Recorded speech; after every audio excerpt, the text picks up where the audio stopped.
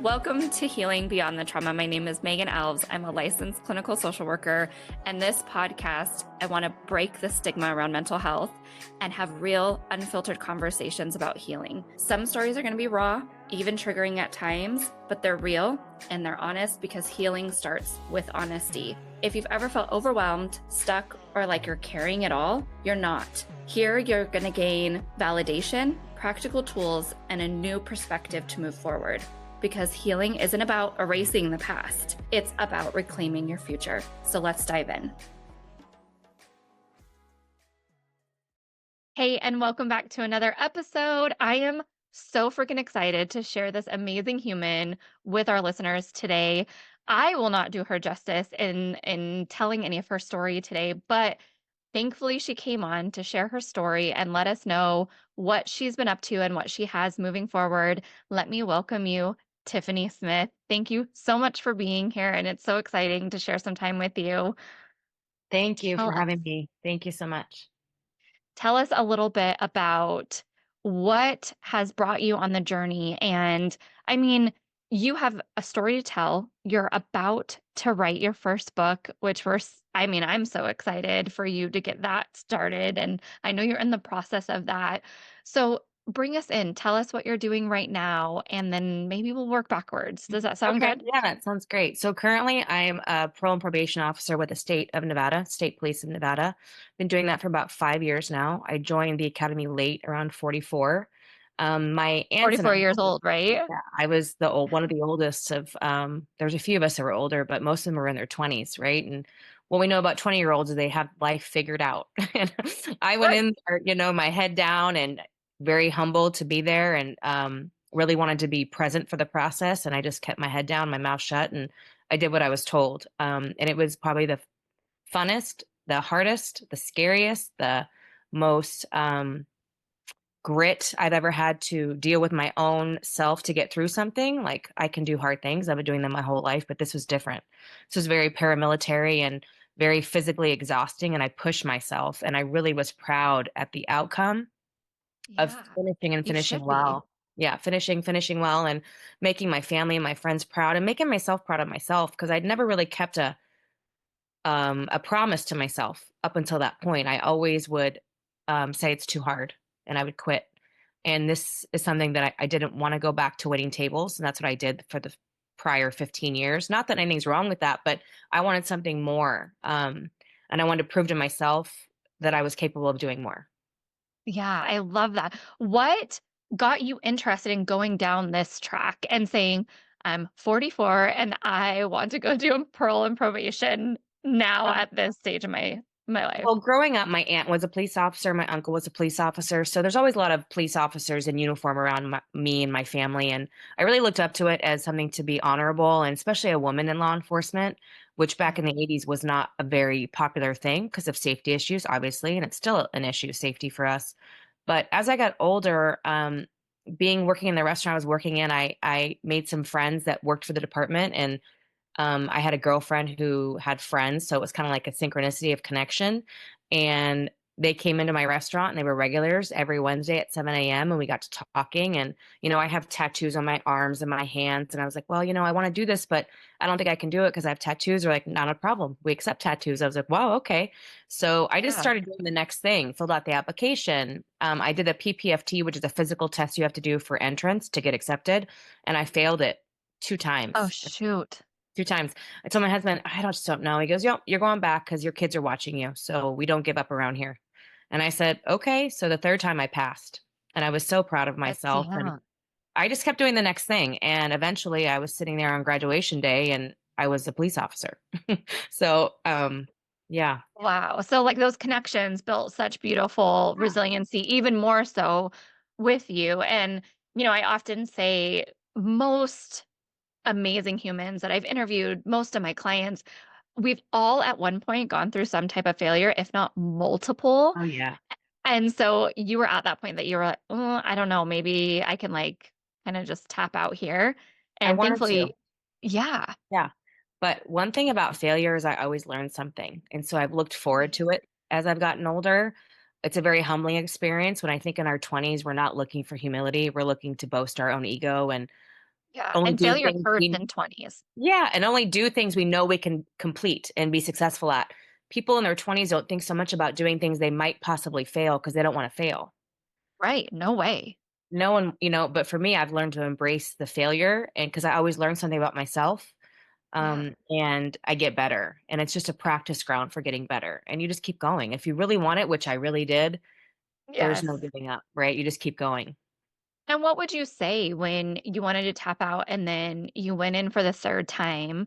What would you say that you gained from those 2 previous experiences versus when you finally passed? I think I Would you gained a lot of confidence in myself, and I kept seeing the same instructors at this PPFT, and they're like, "Wow, she's back, right? Oh, she's back." And the first time I was out within 5 minutes. The second time lasted a little bit longer, right? I was out within like an Mhm. hour. So I knew that possibly the third time I would finish and finish well, and I did. So I just kept going back, and the support of my family was huge. Like, if you wanna go Yeah. after it, like, it's not gonna come to you sitting on your couch praying for something, right? You can Yeah. pray all you want, but you gotta follow that up with action, and so I just kept following it up with action. Yeah, we can't just sit and wait No. for the thing to happen. If it's something that we want, yes, we can have that support. And for those of you listening, I think oftentimes I hear, well, I don't have that family support. Right. And something that you're saying really stands out that yes, that family support was such a big one for you, so you didn't tap out. But if you can recall any time that you've ever had failure for yourself, there's always a lesson to be learned from it. And more than likely, if you continue to stay with it and not just give up, that is where confidence is Yeah. born and bred and just really blossoms through those failures because when we know that we can overcome something, even small things, Mhm. count those as the win, right? Because this is how confidence is built. Most of us start to lose it in our 20s because those failures are hard. They are hard. They are They hard. hit hard and the ego takes the hits of them. So, yeah, as a woman in her 40s going, "Okay, I feel okay. Yeah, 5 minutes, I tapped out. Are you freaking kidding?" So many people Yeah, would be like, "Hell and no, it I'm was out." such a workup, and I was so disappointed, and I cried the whole way home, and he goes, "Okay, well, give yourself more time," right? So I extended to the next one, and then I lasted about 25 minutes longer, and then I was like, "Okay, I tapped out again, so what is this trying to show me?" And at the end of the day, after Good all these question. years, I realized it wasn't the becoming an officer that was the medal, right? It was the process to get there.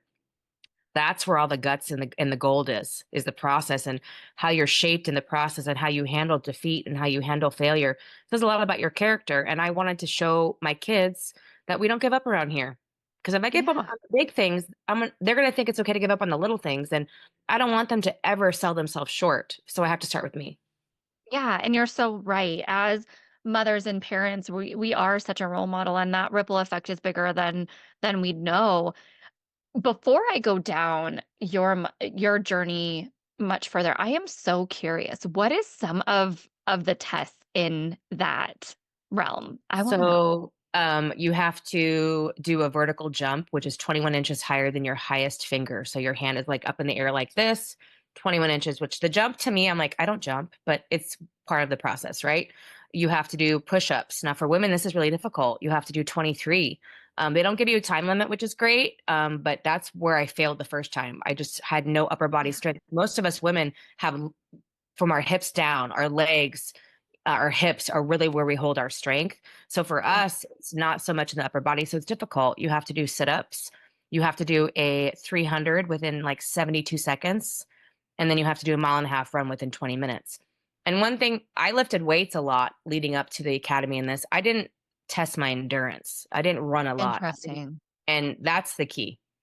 Mhm. Like You I'm were s like, "Missed I'm that very point." yeah, I'm very strong, but my endurance was like 0, and you really have to build up a good endurance to be able to keep up with the physical activity that the PPFT requires, as well as the academy at length, because you do it 4 times. You have an entrance, you do it the day you start, you do it like 8 weeks later, then you have an exit, and every time the time gets shorter and the amount gets more. So, like, push-ups for women were 18 going in, but 23 going out. So you have to do 5 more, right? Yeah, are you Um, still growing, right? right, and you're Yeah, still are you still moving. So improving? and during the process, I almost got let go of the academy a few times because of my physical attributes didn't meet the requirements. So on my break, I would do push-ups and sit-ups, and I would run around a parking lot in 115-degree weather here in Vegas, and I worked really hard because I really, really wanted it. I Yeah. couldn't imagine being let go after all the stuff leading up to it. So I fought my way out of it and That you did the dang work. I did the And work. how did it feel as you realized, because you said right away, which we would call in the clinical world like a negative cognition, like I don't jump, I can't jump, or Yeah. whatever narrative came out. And I'm sure it was D all the above, right? Like Yeah. I just jump, I can't jump. How did it feel as you started passing all these things and you pushed yourself and you even did the exit and did even more than you thought you could do? Yeah, my 300 I did in 58 seconds, which the test before that I did in 68. So I cut 10 seconds off my time, which even when my corporals was like, "What the hell?" I'm like, "I don't even know." Maybe Right. it's Jesus. I prayed this morning. I've been working really hard. But it's because I put the work in. It's months Yeah. of, sprints on the treadmill. It's doing box jumps for half hour straight and not be able to walk the next day to get that jump off my feet to get as high as I could. You just learn how to do it. And I was very lucky. My husband's a personal trainer. So he'd say, okay, let's do this. Let's do this. This doesn't work. Let's do this. Because he really wanted this for me too. And he saw that I really, really wanted it. So I was willing to do anything to fight Yeah. to get it. That's amazing. Yeah. That's so impressive. And those listening to this, I want to put a little caveat here that I think it's always so interesting that most of us put our own cap on what we have the capability of doing. Mhm. And this is such a solid reminder in her 40s. You were like, nope, I'm going to keep breaking it. And yes, you had the support, but you had to internally continue to do that and put in the work. Nobody else was going to put in that work for At the you. end of the day, it was me. Right. Like, I love my family and my friends, but, like, at the end of the day, I had to a switch went off in my brain, and I had to make the decision, and about 8 weeks into the academy, I would roll up there the first time in the morning before 6 a.m. and have all these butterflies, and my stomach was so upset because I knew the next hour and a half, I was gonna be physically put through things I didn't wanna go through, feel the pain of Yeah. working out and push-ups and box jumps and running and bear crawls and squats, all this stuff that I knew that it was hard. I don't wanna put ourselves through the pain, and that's the key. You have to get uncomfortable. Mm. You have to be okay with being uncomfortable because that gets you to the next step and the next level. By week 8, I was like, okay, I'm raring to go. And I was passing up people on laps and I was working really hard and my corporals were noticing and it built my confidence. And I was really proud of myself I've got this. It was an I've got Yeah. this moment. And I just kept going with it. That's amazing, and if you think about 8 weeks, like, you put yourself through discomfort for 8 weeks, and yeah, it sucked. There's probably multiple days that you were like, "I'm done. Screw this." But, I mean, 8 weeks in and of itself to get that conditioning up, to get that stamina up, if you think about that, that's a long time. That's a Yeah. very short time, and do you feel like you've maintained any of those habits that you started working with?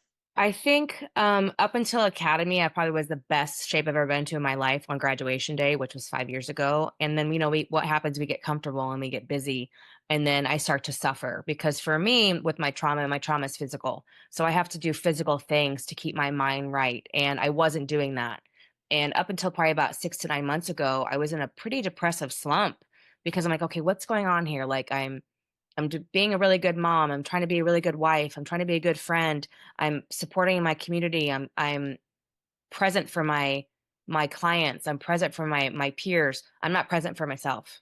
Mm. I wasn't putting myself first. I wasn't doing things that nourished my soul, like getting in the word, reading, walking out with nature. I mean, now I'm cold plunging, like all these things. I wasn't putting myself first because I felt guilty. Well, I have to do the job a certain way and they need me.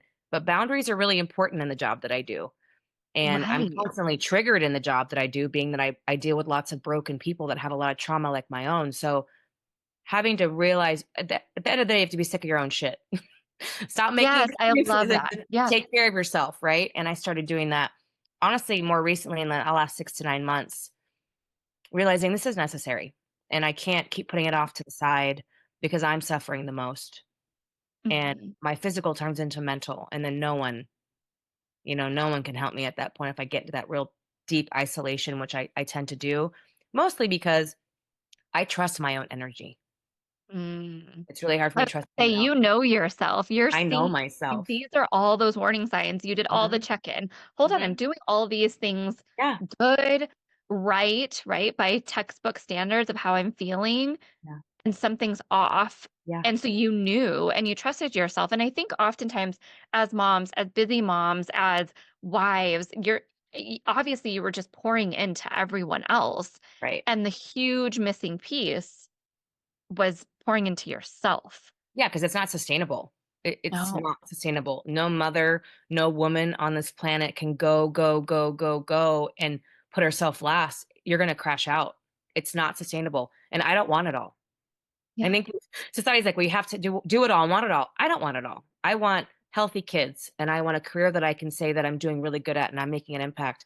I want a healthy marriage, which we work out every day, and I wanna be healthy mind myself. So, I don't want it all. So, if there's days where I need to lay in bed all day to recalibrate myself, that's what I do, and I don't have any guilt anymore doing that.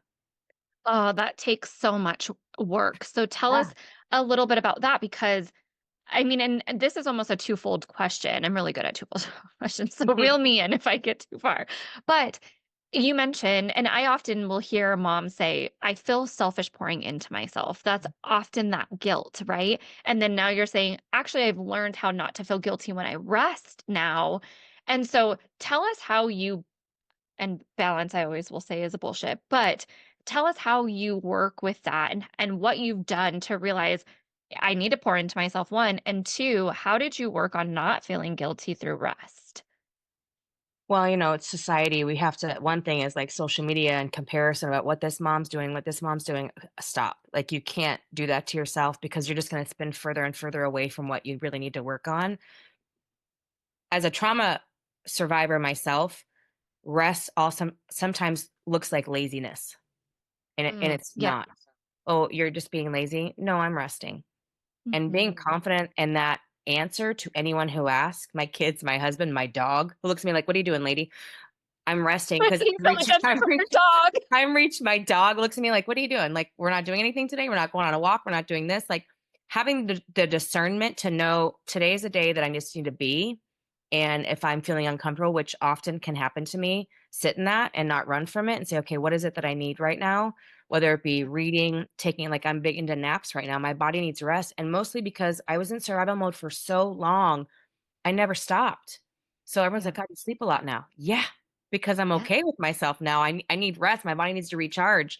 So Well, naps. and you're at a different season in your life in womanhood too, that we really got to pay attention to these different seasons. Mhm, Being 20 versus being in our 40s, got to be so mindful of that energy and our hormones and when you've been on for so long for those that have had trauma in their life, it is so important to really start to pay attention to what your body actually needs in order to recharge and recalibrate because oftentimes that switch goes off. yeah, And when you're in go mode, when it comes to just in survival mode after traumatic events or consistent traumatic events, mhm, that's what your body's used to. And anyone who has been through trauma or works in trauma will tell you that your body will sustain it until it absolutely cannot any longer. And mhm, that's the beautiful part about the human body, but it's also a negative default as well mhm, mhm. because we can push ourselves so hard for so long until we just fall flat and we have nothing left to give. And that is really hard to get out of. Well, it's hard too because I think a lot of women, I mean, I'm 49, so from 45 to 55, not only we're dealing with the last 20 years of our life, but we're also dealing with perimenopause, possible menopause, all these things that are changing. Like, there's a reason why Yes. the highest abort rate is between 40 and 50. There's a reason why the Yes. highest suicide rate for women is between 40 and 50. We're going through so many changes. And then also, we're probably at the end of our healing process and we have so much reflection and we're realizing, wow, so much has happened. And we're sitting with that and we're not doing anything with it. Right. We get overstimulated and we get overwhelmed. We don't wanna ask for help because it looks like weakness. We don't know the right questions to ask if we go to a doctor. We don't have maybe a friend group that's supportive on this different season, and some seasons are different. From June to July, I was walking every morning, I was eating whole foods, I was drinking my juice, and then for a month straight, I didn't do any of that. It's Mm. it's a very up and down, and I'm okay with that because I realize Right. maybe that 1 month I needed a lot more rest. We're not built to go, go, go, go, go like, say, certain men can do. Like, we're different. We have hormones, we have cycles, we have seasons where our children are in a different spot or our marriage is in a different spot. We have to just sit with whatever's coming and not expect Yeah. it to look a certain way. And when it doesn't turn out a certain way, be okay with that and not be hard on ourselves and like, oh, you didn't do this or you didn't do this. Y Yeah. you just can't, and I think to me too, I think the wisdom of being 49, I just don't care anymore. Just don't care anymore. You don't Yep. like that's fine, but this is what I'm doing today, like, because this is what I need to do for Yes. myself, right? Yeah. The expectations of other people, I don't care. I don't people don't like how I do things, I don't care. It's the I don't care factor because Yeah. I've done so much work. I'm just done thinking what anyone else thinks about that work. Yeah, and I think that that in and of itself is so freeing Yeah. because I and we'll rewind in a minute, but I'll never forget, gosh, I was 38 when I finally found the doctor to ask the right questions to Mhm. and worked in such stress high environments and Mhm. was just on overdrive for so long. She's like, "Your adrenals are completely off." Completely. I didn't even know that somebody can function, but there it is, like, our bodies will just do what it needs to do to continue to sustain itself, and so being able to ask the right questions and find the right doctors and don't give up to advocate for yourself, Right. then as you start to learn these things, and really, if you think about, as we were just saying, making that time for yourself, ladies, moms, this is the time for yourself. Starting to get education is one of the Mhm. biggest foundations that you can give yourself in order to know more about yourself. Right. And you and I, even before we started recording, we probably said it a couple times, like, didn't know what I didn't know. But then when Yeah. I knew, then I was able to change and make things better. So, these small steps that we're talking about today add up into big Mhm. processes of healing and getting to know ourselves. So let's take you back a little bit and I mean, tell us, your journey of why this trauma response was on so heavy for you through your years, and then start to give us some insight. How did you start to notice, like, I want some help for this? And were you able to do some of the things on your own? And what resources or support did you start to pepper in to be where you're at today? It's a really loaded question. It is. So from Yeah. 2 to 13, I was very highly abused in my very toxic, chaotic environment, verbally abused, physically, sexually abused.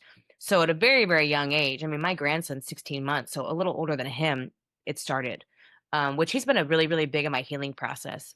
Side note, looking at him like this innocent, just lovable, loving life aura, I think to myself, when you're loved well and protected and in a safe environment, you really, really thrive well. That wasn't the case for me. So survival mode hit right away. I learned to assess energy of every room from a very, very young age. Hypervigilance, people like to call it, which I am. It's not loss of the job I chose. I also have to be hypervigilant. That's what my nervous system recognizes. I Right. recognize chaos. I recognize toxicity. And they say a lot of trauma survivors, like when big things happen, I'm super calm. It's the Mhm. little things that spin me out of control. I can handle a So situation when interesting. things are really, really out of control. Like I'm quick-witted, I think things, I'm on my feet because I know that. That's something Right. I know. I've always had to be that way. And then just growing up in that environment and, putting a stop to the abuse and just still having to live in the environment was difficult, but I shut my humanity off a little bit. Like, I became very cold. It was very Mm. survival, savage mode of way of living, and I moved through life like that for a very long time. I mean, I got married very young, I had my babies young, I got divorced, got remarried, still living in survival mode, never dealing with trauma. Now, I don't have any blackout periods. I remember every detail since I was 2 years old, which is very interesting and probably a whole other Right. podcast mentally up talking to a doctor about why that is. Um, Right. but I just kept moving in survival mode until because my body recognized chaos. So that's what I would attract: toxicity, toxic partners, chaotic partners. That is my emotional language. I don't Yeah. know And anything else. oftentimes that feels safe Yeah. because Oh, yeah. calm, when you've lived in such chaos for so long, oftentimes calm is the unfelt safety. Yeah. Because Which how I've the heck? only learned the calm the last probably 6, 7 years of my life. Mm. I've never, like, boredom to me, I would get antsy. Like, Right. just sitting there watching a show, I would pick up my phone or do something else to distract me because that peace was rattling my nervous system 'cause I didn't know what Right. that looked like. Mhm. Healthy relationships, didn't know what that looked like. Healthy friendships, didn't know what that looked like. So, honestly, about in my 30s, I started going to church and trying to find a way to just sit with all of it because it was bubbling up. My Mm, husband's an adult living in long-term recovery, and he was coming home with this healthy language and healthy talk, and, mm, the word boundaries came up. I said, "What's that?" Like, I never knew what a boundary right. was, and I was like, "Wait a minute." I was slowly losing control, and I was Mm, getting irritable, and I was snapping at my kids, and I was not sleeping, and my nightmares came back, and he's thriving, and I'm like, "This doesn't make sense, right?" I'm not an yeah, those are adequate. some good warning Right. signs. I don't like I'm a normal person per se. Why is this happening? Well, everything was coming to a boiling point and I couldn't push down anymore. My environment was changing, healthy talk, uncomfortable conversations, love and support. And I was like, I was getting triggered Mm, heavily. yes. And so I finally had to make a decision. Okay, I have to tell someone because at that point, no one knew. Yeah. I'm in my late You 20s, early didn't. 30s, not even speaking at a word, a soul besides my diary, what was going on in my life for so long. So Wow. I had the So long. conversation. Yeah. And I got involved in the Nar aspect of things and I got myself a sponsor and I worked some steps and learned about myself and did that awful, horrible inventory that we have to do for step 4 and realized this is why I'm making all these decisions based on this conditioning. So I started changing my Yeah. condition. I had to do it myself, found a therapist and people I could trust. But then I realized in my journey, talk therapy wasn't enough for me. My trauma Mm. was physical. Yeah, So, so you were having the actual physical feelings more yeah, than I could emotional talk about it all day long, but I wasn't getting anywhere. And I was ones. wondering why. So I just stopped for a while. And then in my 30s, it became more apparent to me that this is a physical thing that has to be physically removed. Yeah. Um, so I would do physical things like work out more. I would read books that were on trauma, not knowing I possibly have CPTSD, which I do.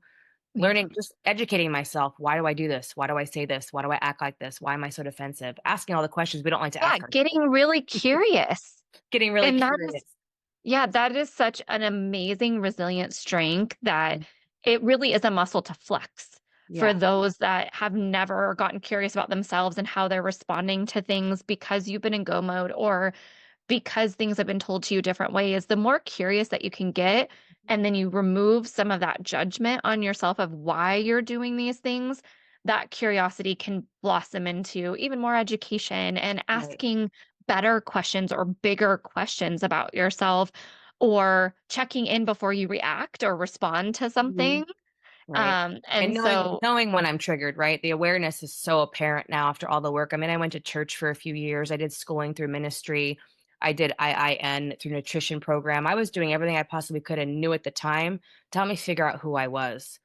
And yeah. then in my late 30s, I just something switched.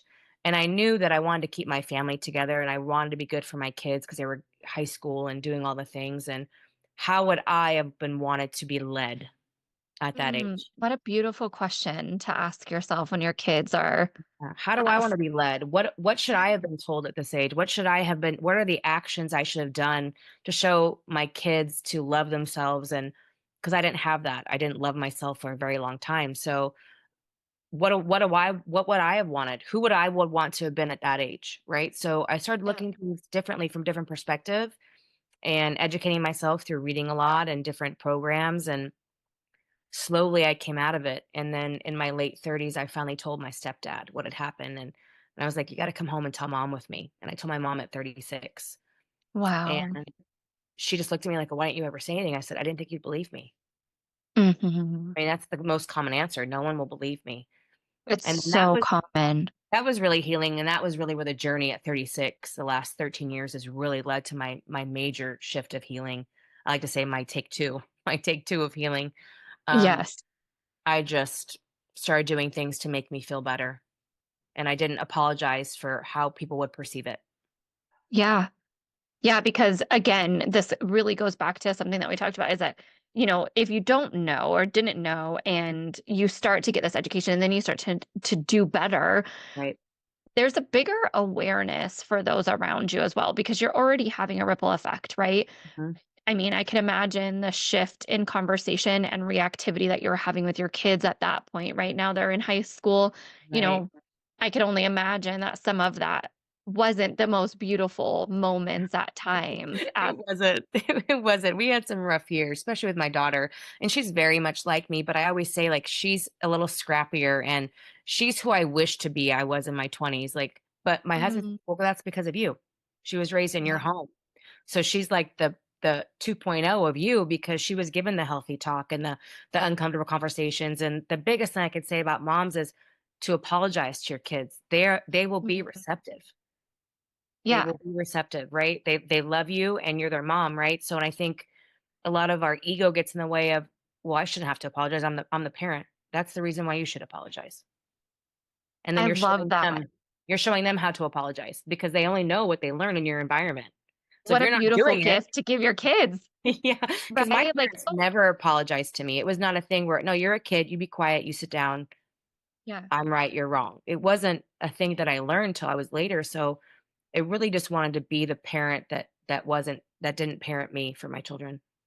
Yeah, and I think that there's a lot of these conversations happening because there is so much more information, Mhm, and for those that want to do better and the knowledge that you've gained through this process, then those actions are following through. And so it's not even to say, oftentimes I hear it that clients will say, like they've had this anger or resentment towards their parents, which through healing, it's such a beautiful thing to see that yeah, eventually that forgiveness piece that comes out, mhm, that we're validating how you felt, but then there's almost this beautiful awareness that typically comes out that they were also doing the best that they could with the tools that they had as well, mhm. and they didn't have as much. I mean, that is the beauty of, like, the information that we have. It's really up to us to gain that knowledge and gain the right information and then put it into practice, and it wasn't as easy in the generation before us, not to give any excuses, like, or condone any Oh, of it, but you're but right. also,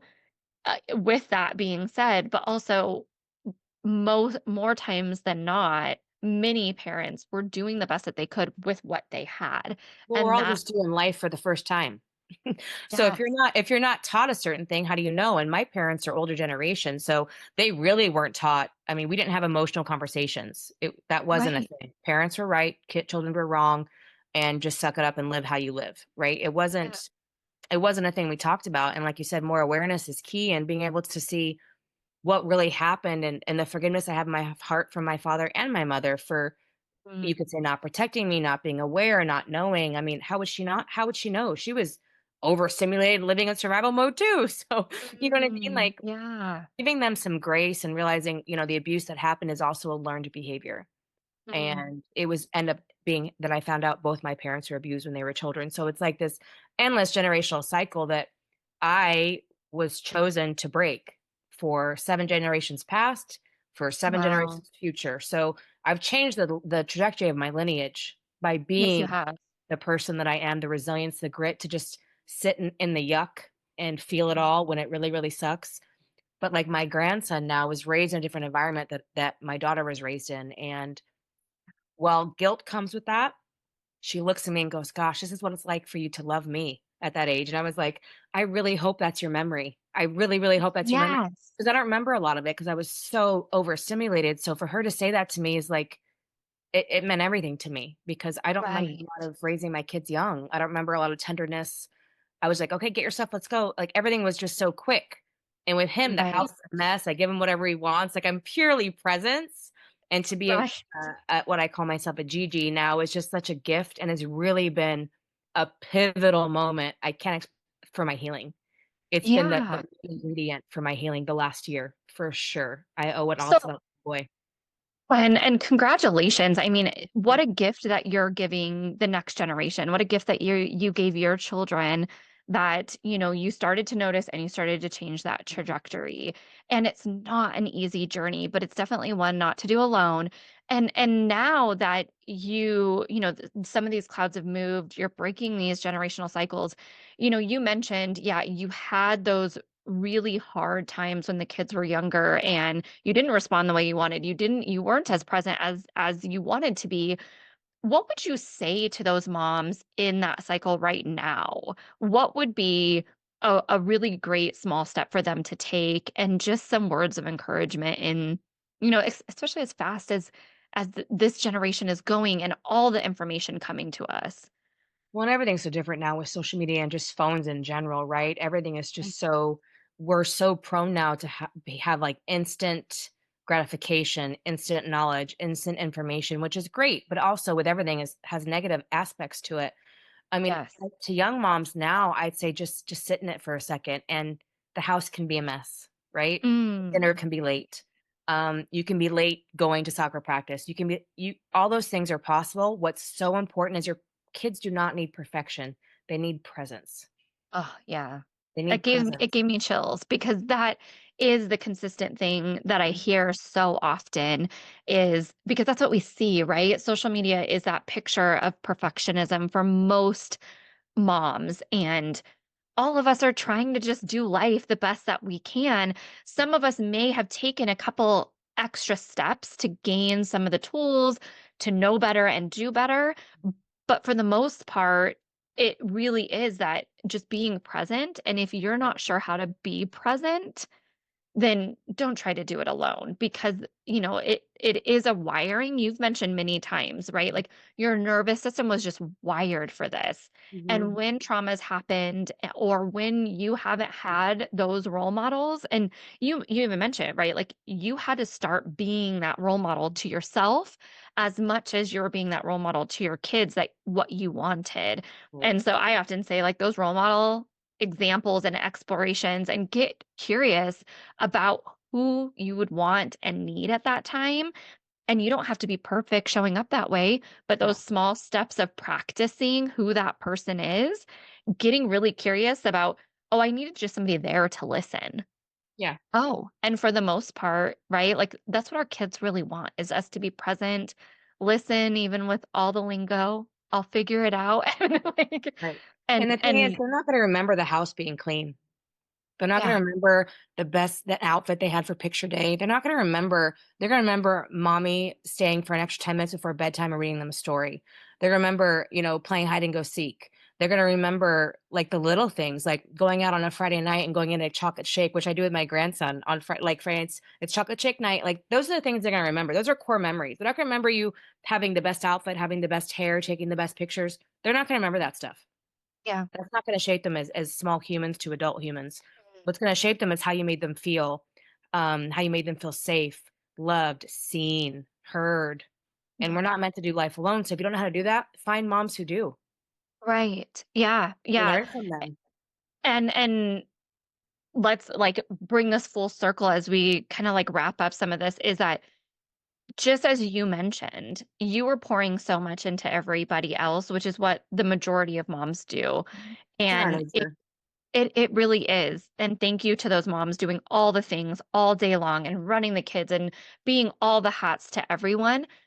But it is not sustainable if you're not prioritizing yourself. It's not, and the thing is people are like, "Oh, it's I have to be good first because if I'm not good first, then my marriage isn't healthy, my relationship with my children aren't healthy, and they've noticed things, like, when I have really, really rough weeks, I take it it's the job I do is difficult too, and it's hard to talk about some of these things that most humans don't experience on a daily basis that I do in law enforcement, Yes. so I'm trying to navigate even still boundaries, putting into things into place, like, when I get home, I sit in my car for about 10 minutes before I walk in the house, and I just kinda let the day Mhm. go, right?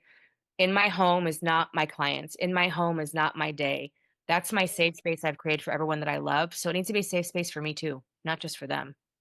I love that. Like, have the decompression time before you walk into the house. And we often need that going to work and Yeah, coming home, right? Like, and that's really a beautiful physical practice of boundaries, right? Like, this is work. I'm closing that out because now my work is my family. Like, I'm not going to bring my work from my career into my family, but you have to have something that solidifies that. You have to be able to give yourself the permission to mhm, take a few minutes and do that decompression time and then fill into yourself for a minute and find those protective factors, right? Maybe for some people it might be music. It might just be sitting in silence and not giving to anybody for 5 minutes. Like you're mhm. just focusing on yourself. And so I love like my alone time in my car for the few minutes before my house. I totally validate that because it's just like a Either you're release of the having day. I'm doing breath work when I do that, or I listen to certain music that's like really like a high frequency to get my nervous system regulated. I cold plunge now, which has changed my therapy game 100% because it's physical, right? I'm so uncomfortable Yes. for 6 to 10 minutes. I want to scream and jump out of my body, but I stay And and what an amazing accomplishment to stay for so many health stay. benefits too. And it just has rewired my nervous system where I'm telling myself I'm safe in this really, really cold environment when my body just wants to run, right? It's a mind over body matter. And so those little practices have really changed my environment, but I've had to be willing to do the work. That's the key. Like you can't just say you want something and then just sit there because time's going to pass no matter what. So you might as well be Yes. doing the work while the time's passing. And then, like, Yeah. in 6 months to a year, you're a completely different person because you put the work in, and you're so proud of yourself, and you can show my young, daughter who's not re she I mean, she's 26. At her age, I was divorced with a 3-year-old, so already the paths have changed. Yes. The cycle has changed, Congratulations. and she's seen, like, this is what it looks like to put love into yourself. This is what it looks like to take care of yourself. I mean, I just went on a 24-hour trip to Los Angeles to go see a pianist that I love by myself. I've never ever gone anywhere in my whole life by myself. I Good never for you. I went to a concert, I took myself to dinner. That was, like, the most confident building, like, I'm loving on myself right now, and that's okay, and my husband goes, "Have a great time." My kids are like, "How was your trip?" Like, you have to teach people how to treat you. When you tell them the things that you need, "This is what I need to take care of myself this week." Yes. That being okay. You're not gonna control their perception on what Reaction or yeah, you're not gonna control their reaction, you can only control yourself. So, yes. like, I love Mel Robbins' book, Let Them, but the most Yes. important part of that book is the let me. Yes. That's the most important part of that whole entire book, is the let I me. love that you said that. I say the same thing all the time. I think it's so important. There's so many beautiful messages in there, but Yeah, yes, just listen to that part too. let me, like, I think that's the biggest takeaway is finally Yeah. in my life at almost 50, I'm letting me do what I want, when I want, where I want, and I have no excuses for it because everybody benefits. Well, and girl, like let's just like 8 weeks, you were able Yeah, to transform. You didn't give up, and in 8 weeks, you were able to transform so much. There is nothing about a quick fix in anything that we talked about today, but when you start those steps and you say real I always call it that I'm relentlessly consistent mhm, with whatever it is that I've set those goals for myself, and I let myself fall, get uncomfortable in order for growth to happen, and change in learning how to love yourself, taking time for yourself, it's going to be uncomfortable as well. it is. As pretty and floofy as we want to make it, and everyone's like, "Oh, self-care." I'm like, "This is not a spa day. This is literally about learning Mhm, your needs." mhm. Other people cannot meet your needs if they don't know what you need. They So if don't. you don't know what you need, nobody around you knows what they need. Of course. It's a long process, and the thing is we're not meant to do life alone, right? So, find people you can walk alongside that can help you navigate that journey, and if you don't know, ask the question, "Well, I don't know why I'm feeling this way." So go talk to someone, like, I've had a couple therapists that really gave me some realizations, and then I moved on to, like, physical Yes. therapy, whether The it be, somatic side pushing of my heart rate up, taking walks, the cold plunging thing. I've tried it all. yeah. I have to see what works for me, and it's whatever works for me won't always work for everybody else, but you have to at least keep your hat in the ring and try, Yeah. you I know? am so thankful for this conversation today. And for those of you listening, Tiffany, I will make sure to put everything in the show notes so that you guys know how to reach her, know and follow along because her first book is going to be coming out soon. She's in the trenches of it, and so she'll dive deeper into, the overview of what she gave us today. And again, thank you for the work that you're doing. I know that the work that you're doing is not easy, but the energy that you bring into that space, I can only imagine the impact that you're making. And so thank you again for your time today and all that you're doing and for changing generational cycles. I'm Yes. excited for you and your beautiful family. Thank you so much, Megan, I appreciate you. Thanks for having me. Yeah, thanks. Have a great day. You too. Thank you so much for listening today. I hope you gained what you needed to hear today. Healing isn't about erasing the past, it's about the strength of moving forward. If today's episode resonated with you, take a moment to share it with someone you love, because when we share with love, we help to break the stigma together. If you want to connect with me and learn more about what we're doing over at Mental Summit to break these stigmas, please connect with me over at mymentalsummit.com. Keep showing up, keep growing, keep going together, and remember you're not alone in this.